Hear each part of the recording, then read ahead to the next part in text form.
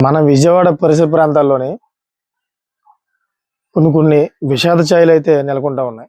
దానివల్ల విజయవాడ పరిసర ప్రాంతాలు ప్రతి ఒక్కరు కూడా తీవ్ర దిగ్భ్రాంతికి గురవుతా ఉన్నారు. ఇప్పుడు నేను చెప్పబోయే విషయం మీరు విన్న తర్వాత 100% బాధపడతారన్నమాట. ఎందుకంటే అటువంటి సంఘటన జరిగింది.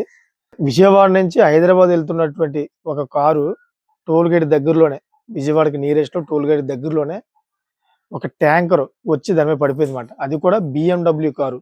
దగ్గరగా అది 1,25,00,000 దాకా దాని రేట్ ఉంటది. High security and safety car అది. అటువంటి కారే ప్రమాదానికి గురైంది. సో, దాంట్లో ఉన్నటువంటి వ్యక్తి చాలా కీలకమైన వ్యక్తి. ఆ వ్యక్తి పేరు చెప్పగానే మీకు నిజంగానే బాధ అనిపిస్తదన్నమాట. సో, అతని గురించి పూర్తిగా తెలుసుకుందాం. ఎందుకు విజయవాడ పరిసర ప్రాంతాల్లో ఎక్కువగా ఇటువంటి సంఘటనలు జరుగుతున్నాయి? ఈ హైవేలో వెళ్ళినప్పుడు ఎటువంటి జాగ్రత్తలు తీసుకోవాలి? ఈ హైవేలోనే ఈ ప్రాంతంలో ఎక్కువగా ఎందుకు జరుగుతాయనే విషయాలు మనం పూర్తిగా తెలుసుకుందాం. విజయవాడ నుంచి హైదరాబాద్‌కి ఏదో పని మీద ఎళ్తున్నారాయన. యాక్చువల్ చెప్పాలంటే ఆయన హైదరాబాద్ మనిషే. హైదరాబాద్ నుంచి విజయవాడ వచ్చి విజయవాడలోనే ఏదో పని మీద ఉండి 2 డేస్ ఇక్కడి నుంచి హైదరాబాద్ ఎళ్తున్నాడంట. సో, హైదరాబాద్ ఎళ్తున్న టైంలోని ఏదైతే విజయవాడ నుంచి హైదరాబాద్ ఎళ్తున్న రూట్‌లోనే నియరెస్ట్‌లో ఒక టోల్ గేట్ ఉంది. ఆ టోల్ గేట్ దగ్గర ఒక కిరోసిన్ ట్యాంకర్ అంట అది. Kerosene tanker. ఈ సైడ్ డివైడర్ ఏదైతే ఉందో సైడ్ డివైడర్‌ని అనుకోని పరిస్థితిలో అతను డ్రైవర్ ఎవరైతే ఉన్నాడో డ్రైవర్ చూసుకునే పరిస్థితిలోని ఎక్కించాడన్నమాట. ఎక్కించేయడం వల్ల ఈ ట్యాంకర్ వచ్చి ఈ BMW కార్ ఏదైతే ఉందో అది పక్క నుంచి ఎళ్తుంది. దాని మీద పడిపోయింది ఒకేసారి. పడిపోవడంతోటి BMW కారు నుజ్జు నుజ్జు అయిపోయింది. నుజ్జు నుజ్జు అయిపోవడంతోటి దాంట్లో ఉన్నటువంటి హైకోర్టు సీనియర్ అడ్వకేట్ అయినటువంటి శ్రీనివాసరావు గారు అక్కడికక్కడికి మృతి చెందారు పాపం.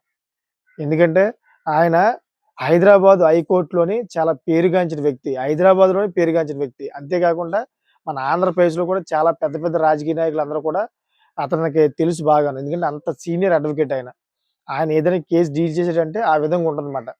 సో, అటువంటి వ్యక్తి ఆయనే ఓన్‌గా డ్రైవ్ చేసుకుంటూ విజయవాడ నుంచి హైదరాబాద్ వెళ్తున్న క్రమంలోని ఈ ప్రమాదం జరిగింది.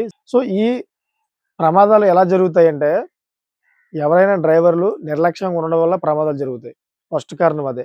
అంతేకాకుండా వెహికల్స్ ఫెయిల్ అయిపోవడం వల్ల కూడా ఈ నిర్లక్ష్యం జరుగుతూ ఉంటుంది. ఈ ఈ రెండిట్లోని ఫస్ట్ కారణం డ్రైవర్ నిర్లక్ష్యం వల్ల ఈ ప్రమాదం జరిగింది.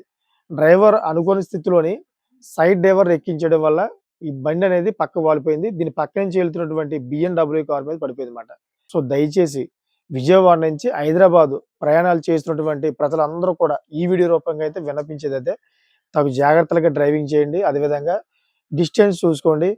వెహికల్‌కి డిస్టెన్స్ ఉండేలా చూసుకోండి. అంతే విధంగా ఏదైనా హెవీ వెహికల్ ఎళ్తే దాని పక్క నుంచి బాగా దగ్గర నుంచి కాకుండా కొంచెం కనీసం ఒక 5, 6 అడుగులు దూరంగా వెళ్ళేలాగా ప్రయాణం చేసుకోండి. లేకపోతే గనక ఇటువంటి ఇన్సిడెంట్‌ల్లోని ఒకవేళ పల్టీ కొడితే గనక ఆ బండొచ్చేసి కారు మీద పడిపోయే అవకాశం ఉంటదన్నమాట. సో, మీకేమనిపిస్తుందో కామెంట్ చేయండి. అదేవిధంగా ఇటువంటి లేటెస్ట్ ఇన్ఫర్మేషన్ కోసం నా ఛానెల్ సబ్స్క్రైబ్ చేసుకోండి. Thank for watching friends.